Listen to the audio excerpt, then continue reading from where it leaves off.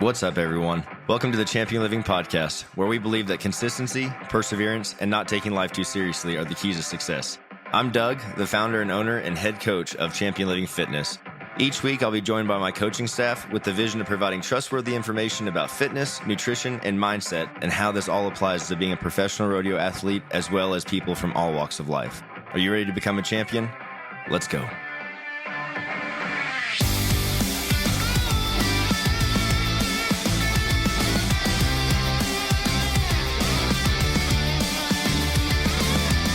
What's up, everybody? Welcome back to the Champion Living Podcast, the only podcast crossing the lines between the sport of rodeo and fitness.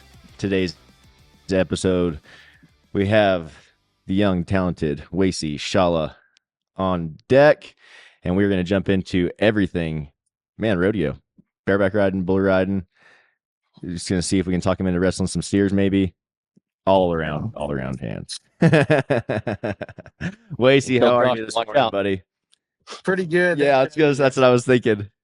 The Linderman Award. He's coming to have you.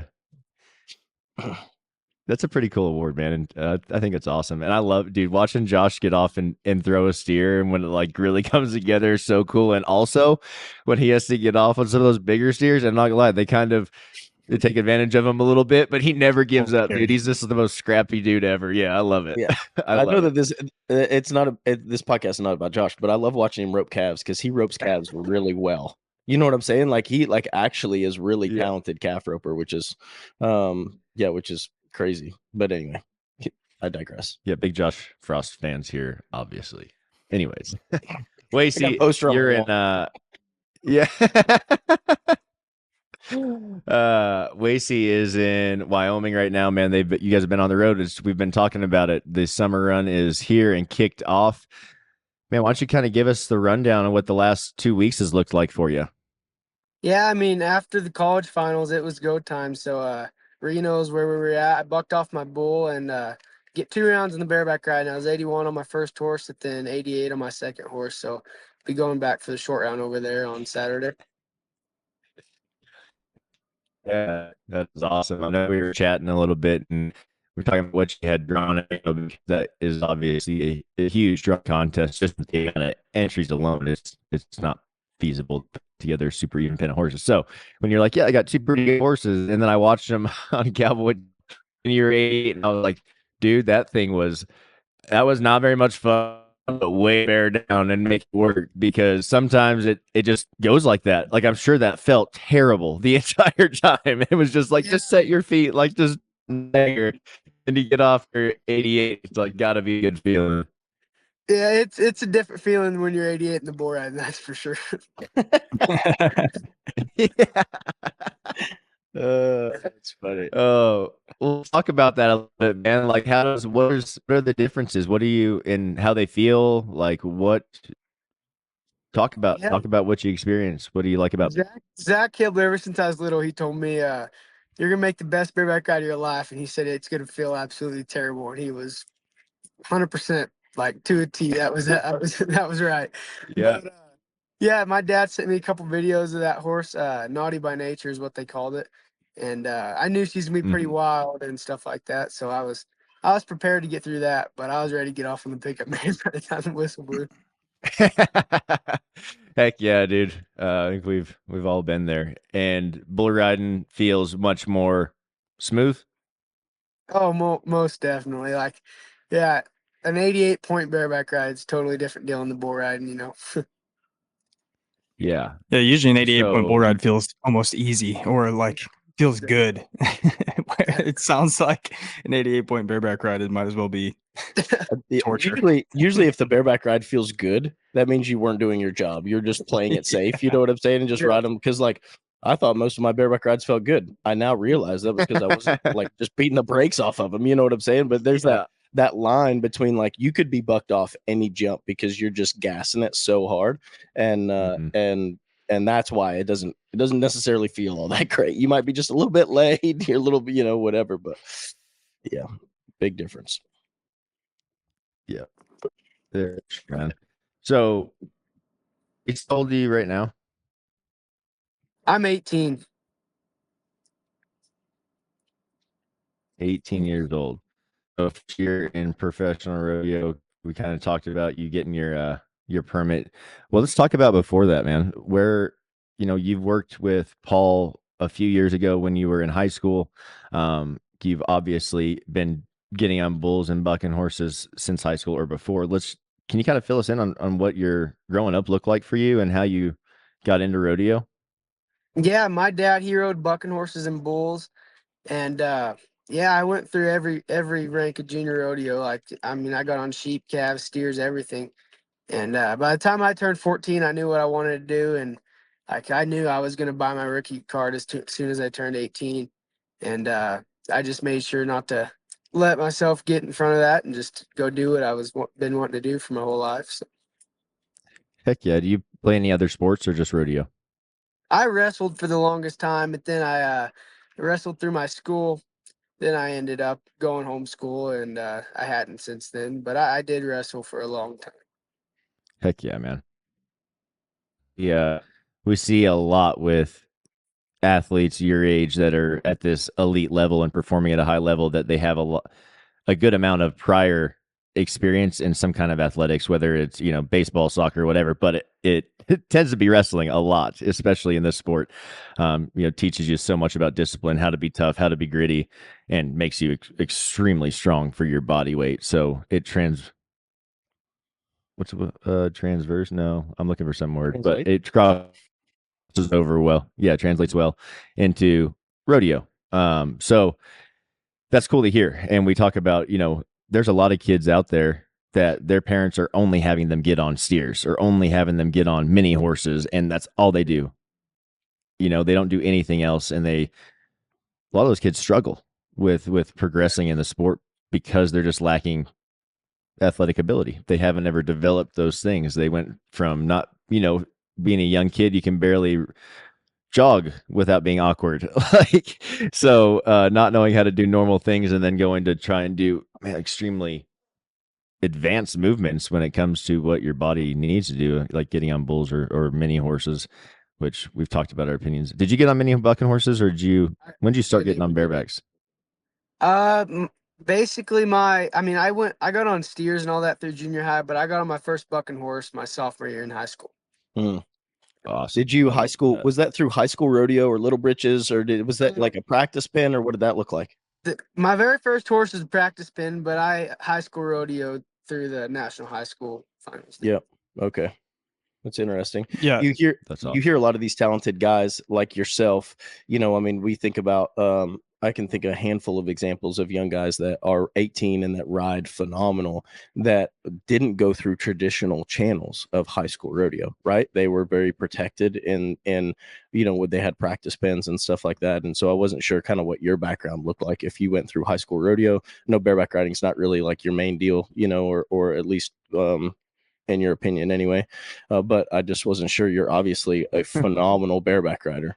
And so I wasn't sure exactly how that got started. Is that something? Do your dad ride barebacks, or do he ride broncs, or both? Saddle bronc horses. Okay. Yeah. Where did your fundamentals come from? Don't you ride broncs too? Do what? You ride broncs as well? I did for the longest time. I mean, I kind of realized if I wanted to be good at it, I would have to go back to college for another 2 or 3 years, and I didn't decide that's what I wanted to do, so I stuck with the two that I was decent at. Yeah. Heck yeah. Oh, sorry, yeah, Logan. I didn't mean to cut you off there. No, you're good. Oh yeah, I want to kind of stick on that though, like your development through 2 different events, because it's not something that we see very often anymore. I've talked to a handful of people lately that still do multiple rough stock events. It's not the norm anymore. And so, anybody that knew you like watched you grow up or anything like that knew you rode bulls really, really well.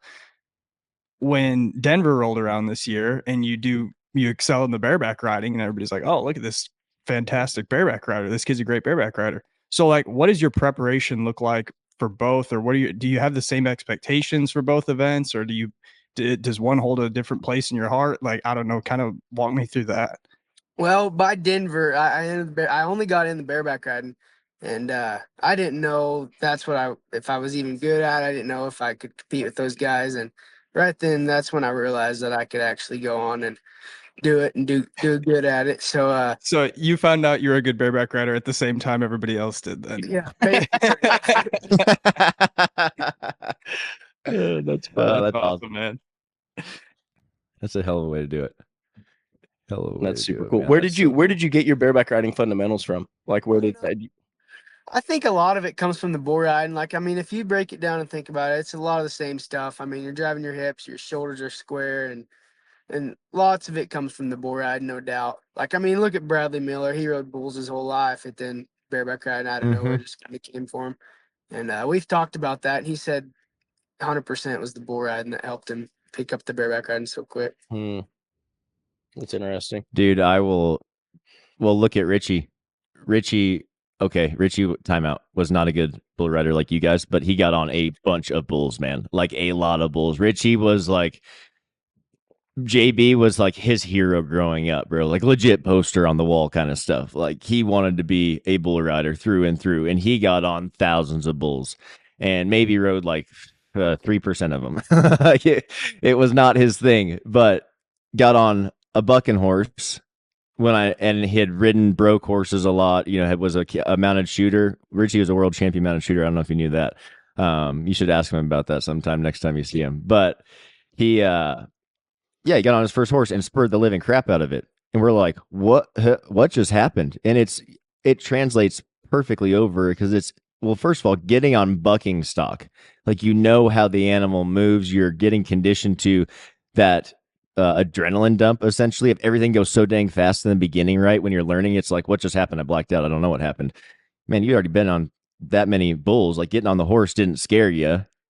And you knew the fundamentals. Like, I do, shove my hips. I keep my shoulder square, lift prying on my rigging, and tuck my chin, set my feet. Boom, done. Yeah. Like, I can do that all day. So it's cool to see it translate over. And I think like that's also a really good sign to anyone listening.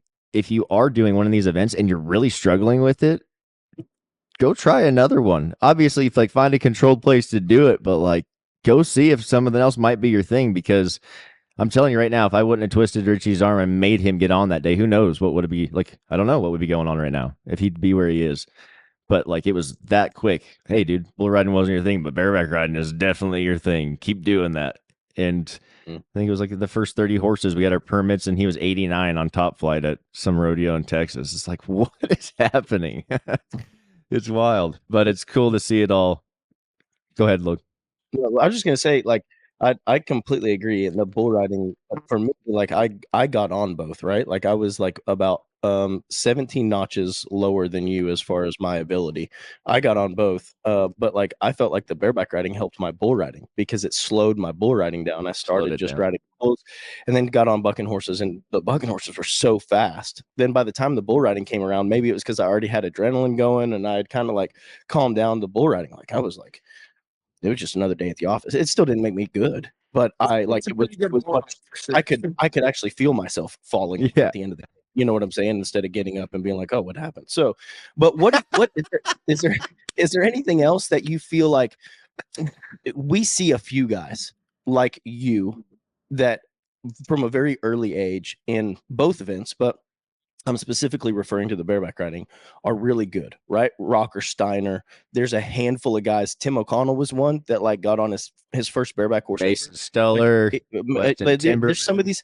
I know that you said the bull riding you felt like helped you, but is there anything else like tangible that we can track that would say like this is something that I hold in common with some of those other guys, like whether it was riding broke horses or I don't know what it is, but there's got to be something that we could track that says, hey, if you do these things in adolescence, it's going to increase your odds of being athletically capable in rough stock events. Yeah, by the time since I was little, I mean, I've been a horseback, and we're always breaking colts. My dad's a horseshoer, so I mean, I shoot horses every day of my life till I turned 18, and that's a big part of it. Just being around livestock and knowing how to even just pull your rigging without a horse freaking out and stuff like that definitely helps out a lot. Yeah, like it's kind of what I mean. It's kind of what that's not said enough. Yeah, yeah, for sure. But how does a guy? You know, we talk about the demographics, the people watching rodeo, the people getting into rodeo, like the main fans of rodeo, I hate to say it, are older. They're in their 50s to 70s, right? And the guys like your age to our age are your age. It's like 6% of our demographic that's watching and taking part in rodeo. So how do we get people into the sport that don't necessarily have, a dad that's a farrier and an old bronc rider and all these things with, you had great resources, which is why you are where you are today. But I think for anyone listening, like, dude, even going and getting a freaking riding lesson, like just put your ego to the side. And if you want to ride bucket horses or bulls, like go learn how to ride a horse and do it properly. That person that teaches you just has to know how to ride a horse. They don't have to know anything about rodeo. You have to go. The next step is finding someone to get you into the sport, right? And I think that's where schools come into play. Did you go in it? Did you or your dad take you into any schools when you were learning? Like mainly like Cody Custer bull riding schools like that. I really didn't spend much time going to bareback riding schools or anything like that. When I was 14, I went to Clint Cannon School, and that's where I figured out I was a bareback rider too. There, the last day, Heck yeah. Pickett brought in a set of horses, and I got on. I asked him, I was like, "So what'd be a good horse for me to get on?" He pointed at the biggest horse in there, and I was little kid. I was scared out of my mind, but it went out there and just hopped and pogoed, and I spurred it, and I was like, "Oh, maybe I do want to be a bareback rider." Yeah, no, it's fun, man. That's where I got my start too, was at Clint School way back in the day. Me and Richie went, and same thing. Cullen would show up with a truckload of them, and they were huge, fire breathing looking things. And you'd be so like nervous getting on them, and I'd same thing. I'd go up to him, which one? He just points you out. That one was the biggest paint he had in the pin, and I'm like, all right.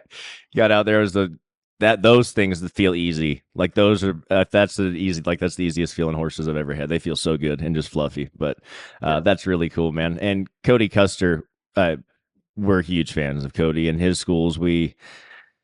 He's an awesome guy, man, an incredible instructor, and even after all of his experience, is still just hungry to learn and be better as a coach, so he can make the future of bull riding better. So, anyone listening that is wanting to get into bull riding, check out Cody Custer. Cody Custer bull riding clinics are on Instagram. I know he's posting all his dates there. He's going to be over in what's the Cody Night Rodeo? He's doing a week-long thing there with Mark Gomes and someone else. I forgot. That's going to be a really fun crew. So, yeah, check him out if you guys need schools. But schools are huge, are our way to get more people into the sport. However, not all schools are created equal. So I would just say make sure you're being smart about where you're going to learn and do your research. And have you seen anything about our optimal performance academies that we do, Wacey? I have not, no. Okay, cool. The I'll just send podcast you is some over. information. And the But podcast basically, right now. Yeah. Just kidding. I'm just kidding. He's like, what the hell, man? So we start. Where have you been? You been hiding under a rock? We started a school that, man, everything that when we went to schools we thought was missing, right? Usually it's 2 days long. There's not much instruction on the basics and the mechanics. You were different. You had someone to teach you proper fundamentals. So you showed up to the schools and it was able to help you. A lot of those times, even you've seen it, guys show up and they can barely get on the spur board, without falling off. So it's all levels. So we created a school that man really is meant for the development of guys your age. Not necessarily like you're at a little bit higher level. I think the school would still be badass for you, but I was more or less saying we need to have you come down and coach with us in November in Texas. We'd love to have you. But everything that you need as a professional rodeo athlete. So how to enter correctly, like what's the strategy behind entering? When you open the PSN, what are you looking for? How to work out, how to eat correctly when at home, when on the road, like what are you eating for proper recovery? How to create a social media that is presentable to endorsees and sponsors and also makes you a good ambassador for the sport of rodeo. And budgeting, like how to set up a budget on the road so you can be smart with your money, which I think are all things that you have to know in order to be successful. It's not just being a good bareback rider or bull rider. Like you've had an incredible year. I don't know the exact amount that you've won, but it isn't a little bit. you've had a game plan, I'm sure, for that, right? Going out there. Oh yeah, I mean I'm blessed with good fam, like my mom and dad helped me out throughout the way. But yeah, this year's been really good. I'm excited to see what the summer has. Yeah, man, that's awesome. And I was just so excited to have you on today because, man, you're like living example of what these kids want to be. Like, there are so many guys your age that would die to be where you're at. And the fact of the matter is, they aren't willing to work as hard as you are working and do the things that you're doing. And it's not that you're working hard, yes, but you're also working very smart and they're very mature for an 18-year-old man. Like, I wish I was, dude, at 25, wish I was as mature as you are at 18. Like, I was a wreck. It's cool and refreshing to see, man. It's cool. And it's like, it just makes it so real to me that the game is changing. You have to be on top of everything. You have to be training. You have to be taking care of your finances. You have to have a game plan for it all. And if you don't, really selling yourself short, and you're like on top of it all, man. Like, I don't know anybody that is on a hot streak and then calls someone and says, "Hey, man, I think I need to do some mobility and like take care of myself so I can continue this." Like, most people wait till it ends and they're like, "Oh, I should have done this," but you're different. So what is your, like, what makes you that way, man? What makes I you don't know, like constantly wanting to be better and invest in yourself? I went to school in Clarendon, and Weston Timmerman and Sam were my roommates, and they're waking up every morning doing mobility and stuff like that. Like that's their main deal is just get moving, stuff like that. Mm-hmm. And I was like, well, I don't know enough about just be able to set my own platform up. So I definitely was like, my mom, she's been telling me for months now, like you need to get something going. And so I was like, well, I see these guys, so I'm gonna go for that and have them help me out a little bit. Heck yeah. Oh, that's awesome, man. And Weston and Sam are great guys to be around. And we talk about this all the time. Like, your traveling partners, who you surround yourself with, that is what you become. And talk about two freaking winners, dude. Like, you did a great job getting surrounded by some incredible men there. And those guys are, they're trendsetters in what they're doing, like getting up every day, doing the mobility, working smart. They're entering smart, and they're achieving really high level of success at a young age. And I think the sky's the limit for like that group and your groups just before them, like, dude, or just after them. You guys are really going to be the first example we have of what it looks like for people training correctly throughout an entire career, and what can, are we going to see Tom Brady's? Are you going to see you guys winning world titles at 40 if you want to? Like, I hope so. That's the whole point. And for you to realize that it's a longevity game. Like, you have to be in this game a long time to make a big impact, right? And it won't happen if you're not preparing yourself physically and mentally.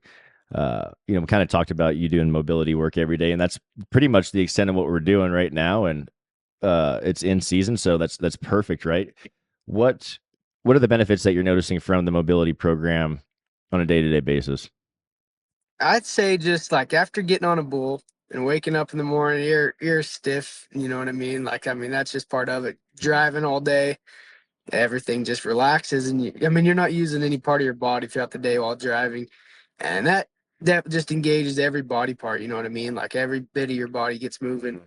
And like even throughout the day, just when you're standing around, like lots of those deals you can do just talking to people, you know what I mean? So like just being able to actually know what helps your body and stuff like that and just I mean, there's no way possible that you're not going to be sore rodeoing, but that's definitely a big impact and helps with a lot, I think. Y'all, if you're having trouble sleeping or you've got really achy muscles, Power Pro CBD has teamed up with us to bring you their tinctures and their warming lotions. Guys, these have been a crucial part of my nightly routine. Y'all can check them out at PowerPro, PWRpro.com. Use our discount code ChampionLiving, all one word, to save you a good chunk at discount. Hui has the best gear because it's tough, it's durable, it withstands the test of what we put it through, and that is why I am a big supporter of Hui brands.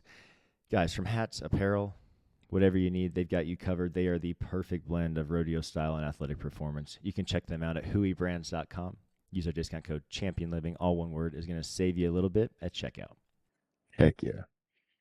Love it, man. That's awesome. Logan, did you have something there, buddy? Well, I got a question. I don't want to derail us from the training aspect of things, but I had a question. I mean, 18, your rookie card. I mean, you've won like in just the bull riding alone, close to 50,000 already this year. How are you navigating the like the entering process? Are you just figuring that out and calling guys and asking older guys, or do you have somebody helping you with that? Like, what does that look like? My buddy Jacob Carriage, he's an Australian kid. He's 18 years old, his rookie year too, and he's very smart when it comes to that type of stuff. And yeah, like I mean, every day he's talking to Kai and those guys, and Clayton Sellers is another guy, and there's tons of these guys that are willing to help us out and definitely open for us to ask questions and stuff like that. So I've definitely been fortunate enough to have him be able to. I told him I wanted to enter bareback riding, so he worked it out to fit it in at the bull riding. And so like, yeah, he's smart when it comes to that type of stuff. So that's helped out a ton.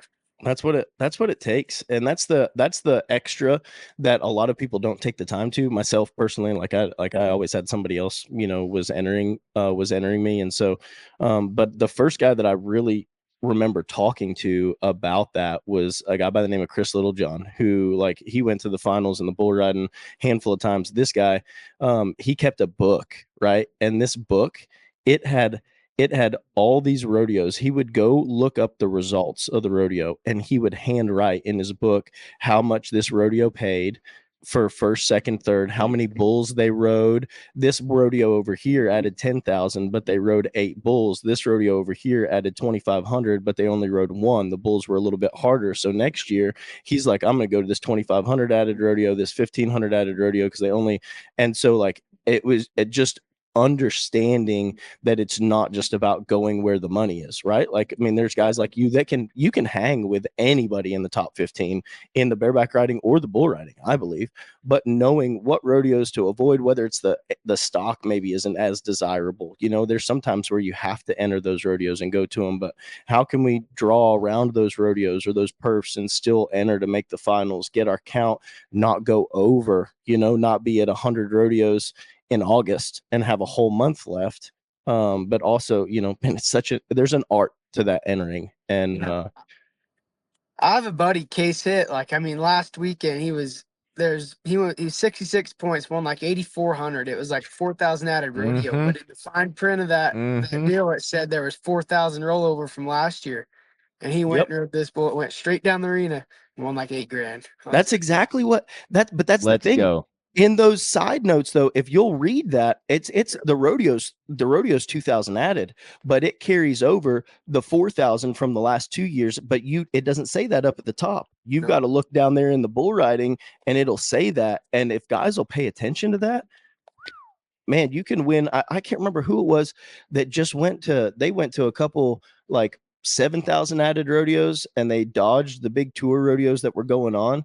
They went to like maybe 2 rodeos over there and dodged them, and they won like 18 grand because of some carryover money. And there was maybe only 2 guys to ride a bull, and same thing, mid 70s, low 80s practice bulls won 17 grand. And it's like, it pays it. You got to read. I know that's difficult for most bull riders, but you have to use your eyes and you have to read the entire listing. Print. Yeah. Oh, yeah. Oh, no, it is. They definitely don't it's not front and center. You got to study it, and that's the part of, but I think that's part of what, that's what part of what is going to separate you guys from some of the others that maybe have as much talent or is trying as hard, is that you guys are willing to, you're becoming students of the sport, whether it's your physical ability and the training, the mobility, you're willing to invest in yourself. You're paying attention to what rodeos to go to, the entering. You're always looking for ways to grow as an athlete. And that's what's going to keep you elevating as opposed to just kind of plateauing. Yeah, absolutely. What are you doing mentally? Are you doing any kind of mental prep, visualization, anything like that?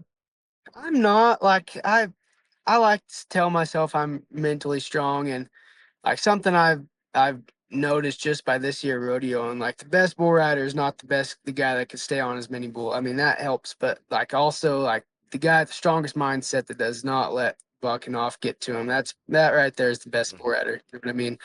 And yeah, I mean, I stayed pretty mentally strong and haven't really handled anything like that. So I mean, it definitely comes, you know, like with injuries and stuff like that. But right now, I've been pretty decent when it comes to that aspect. What's your process like getting on? What are you telling yourself? I don't You know. have like a few key things you say. You're trying to think about anything. Not like before I get on, I'm pretty like I'm cracking jokes with my buddies, stuff like that. But like my dad, I send him what I draw. He'll find me 3 or 4 videos and I'll watch them and kind of get a game plan for it. If I say I don't have a game plan, that's a lie. I mean, me and my dad, we talk about it, and we get a kind of a game plan on what I need to do, what I need to be ready for. Like school went back the other way at 7 seconds, so he's probably gonna do it 5 seconds today since he got rode yesterday. You know what I mean? So Mm. Yeah, that's something that definitely don't hear about that very often. An actual game plan for what you're getting on. You know, that's again being a student of the game. You guys are dedicated to it. Do you guys have the Rodeo Now app? I do, yeah. Yeah, that thing is freaking sweet. I was thinking like your dad would probably geek out on that thing. Probably so. You think like my dad is always wanting to look at stock. Yeah, my dad's going through on Cowboy Channel watching Yeah. stream polls to find one video. That's funny. Oh, that's hilarious. pretty awesome. My dad would do But the same thing about horses for Richie. The bull IQ, I feel like is a big part of the game that a lot of guys miss too. Just understanding, like the comment you just made up. I mean, as a bareback rider, it's never even entered my mind that like, okay, so he went back the other way at 7 seconds, but he got rode. So today there's a good chance he might try that at 5. He might try it a little bit earlier. Start that direction. Yeah, that would never cross my mind, but being able to know cattle well enough and know bucking bulls well enough to know that, I feel like, and is that just something that I'm assuming, using your dad's experience as a contestant for a long time, and then just something you've developed by getting on bulls and watching them? What does that look like?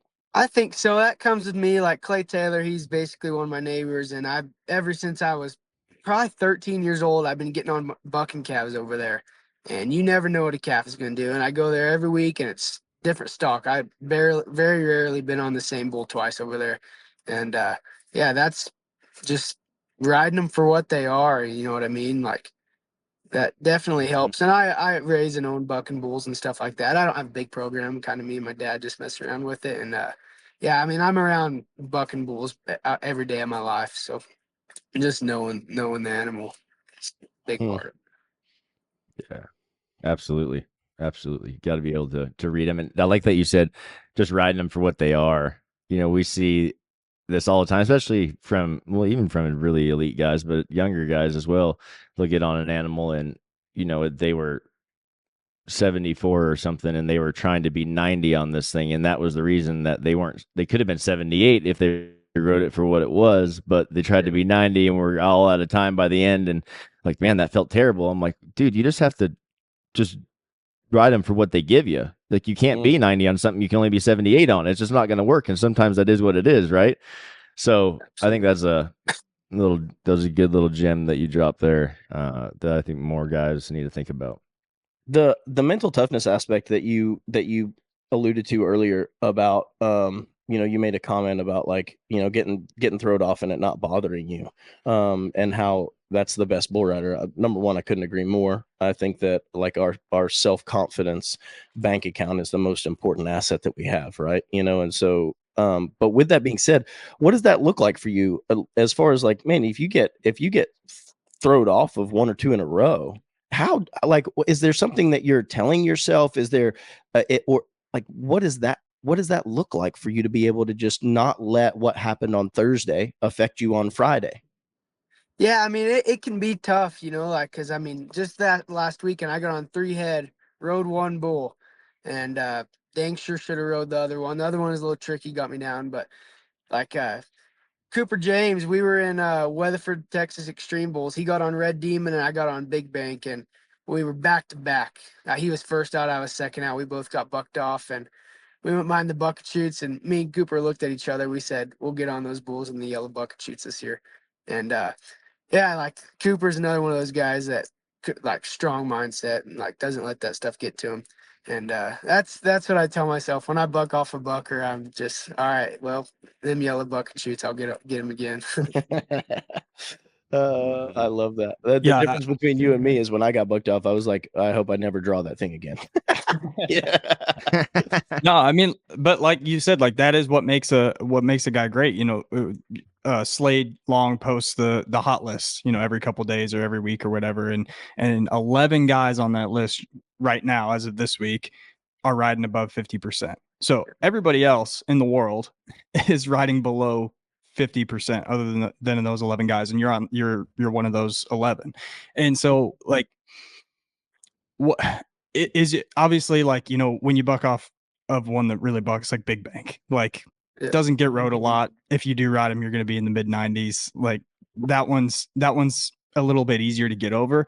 Do you have like kind of the same process when you're getting over one, like you alluded to earlier? You're like, yeah, I should have rode that bull last week. Like, is that the same process mentally, or like, how do you shake that off so quickly? Honestly, like, I try to laugh it off, which, I mean, that's not always possible. I call my dad and we talk about it. And yeah, that bull that I should have rode, he was around the left. I had him rode easy. He stepped forward and went back left, but I mean, he stepped forward, got me raised up, and threw me off. And that was just a little mistake there. I should have known, like, ride down on those shoulders. But yeah, I mean, it's tough. Like, falling off bulls, you should definitely ride, like, dang, that bull couldn't do it twice, But Mm-hmm.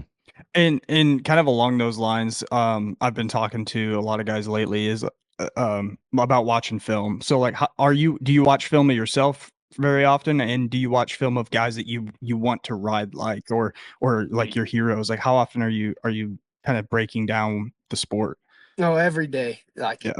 Time I wake up, yeah, watching bull riding, watching whatever it is, and yeah, watching other guys too. That's huge, like watching them ride bulls at the.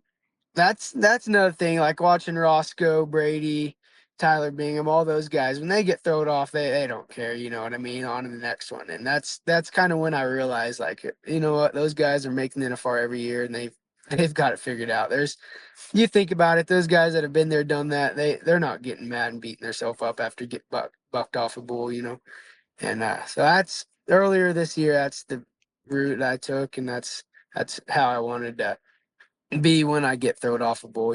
Just forget about it. There's always one tomorrow. So. Heck yeah, yeah.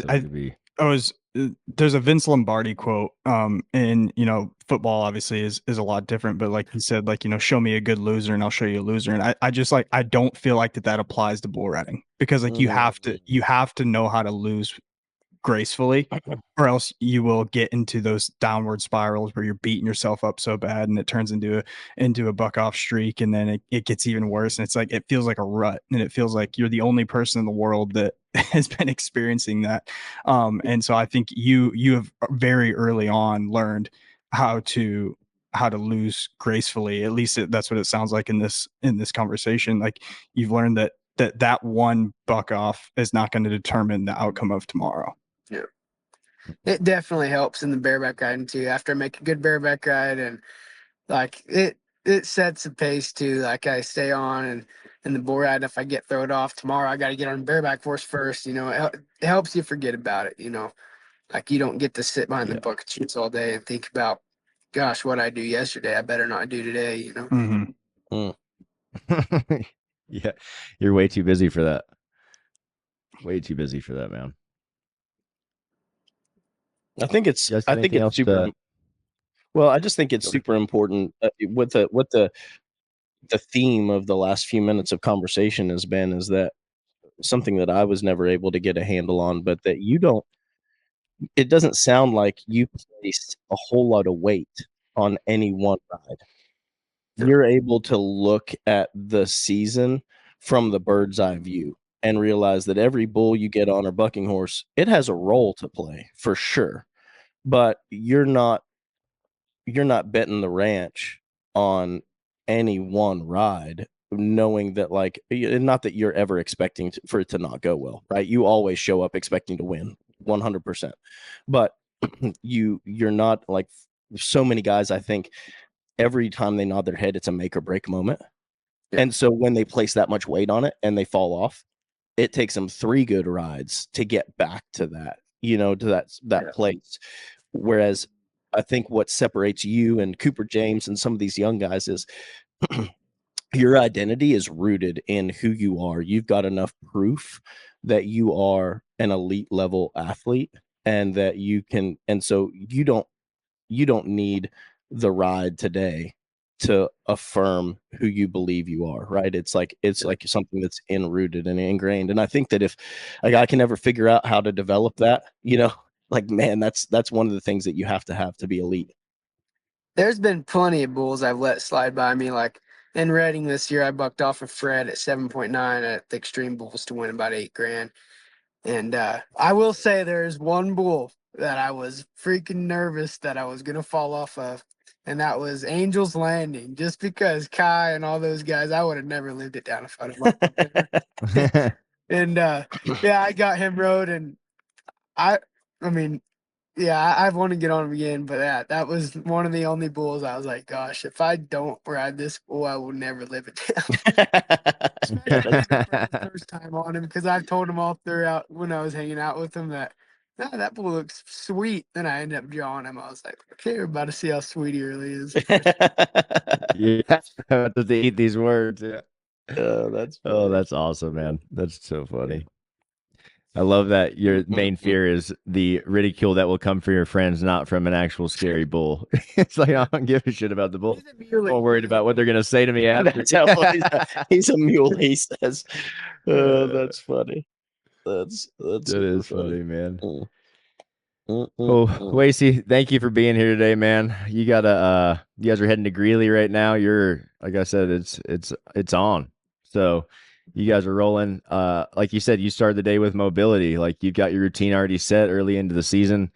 It's going to pay off big time, man. We say it a lot, but the goal is, like, come September, come Pendleton, we want you feeling like this. If you're feeling like this, holy smokes, you're going to win so much money in September. It's going to be so dumb, dude. So dumb. We've seen it over and over with the bareback riders.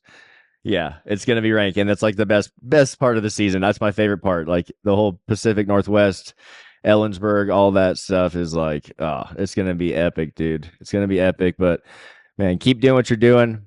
Keep being an awesome ambassador for the sport, the next generation, man. And we're definitely proud to be able to help you out throughout the season. You bet. Thanks for having me. It was good talking to y'all. You bet, buddy. Guys, until next time, we'll catch you later. Here's the deal. Lots of rodeo gear companies are coming out, but not all are equal. Beastmaster is really setting the bar when it comes to the equipment that is built for durability and designed for success in the arena. You guys can check them out at beastmasterrodeo.com. Use our discount code ChampionLiving24. That's ChampionLiving24. Going to save you a little bit at checkout. Hey guys, we got some exciting news for you. If you're listening to this, we know that you're committed to upping your game in the arena. And we're teaming up with the Rodeo Now app to help you do just that. The Rodeo Now app allows you to record, upload, and catalog your rides and runs, review your performances in slow motion, and our favorite feature, if you're not familiar with your stock draw, you can search your animal by name to get all the intel you need to make your next ride a winning one. Join the rodeo revolution today and download the Rodeo Now app for free. It's available in the Apple App Store and Google Play Store. If you want to learn more about our coaches and program options, make sure to swing over to our website at www.championlivingfitness.com. You can fill out the Become an Athlete form to set up your free consultation and have all your questions answered by a coach.